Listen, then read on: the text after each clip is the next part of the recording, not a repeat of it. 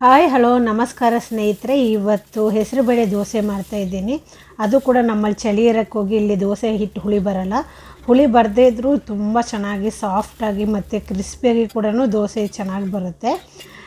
1 ಕಪ್ಪು ಹೆಸರುಬೇಳೆ ಹಾಕ್ಕೊತಿದ್ದೀನಿ. ಹಾಗೆ ಇದಕ್ಕೆ 3 ಕಪ್ಪಿನಷ್ಟು ಅಕ್ಕಿ ಹಾಕ್ಕೊತಿದ್ದೀನಿ. ನಾರ್ಮಲಿ ಯಾವಾಗಲೂ ನಾವು ದೋಸೆಗೆ ಹಾಕ್ಕೊಳ್ತೀವಲ್ಲ ಅದೇ ಅಳತೆಯಲ್ಲಿ ಹಾಕ್ಕೊಳ್ತಾ ಇದ್ದೀನಿ. ಇದಕ್ಕೆ ಇವಾಗ ಅರ್ಧ ಕಪ್ಪಿನಷ್ಟು ಸಾಬೂದಾನ ಹಾಕ್ಕೊಳ್ತಾ ಇದ್ದೀನಿ. 1 ಚಮಚದಷ್ಟು ಮೆಂತ್ಯ ಹಾಕ್ಕೊಳ್ತಾ ಇದ್ದೀನಿ. ಇವಾಗ ಇದನ್ನು ಚೆನ್ನಾಗಿ ತೊಳೆದು ನೆನೆಸಿಡಬೇಕು. 1-2 ಗಂಟೆ ನೆನೆಸಿದ್ರೆ ಸಾಕು.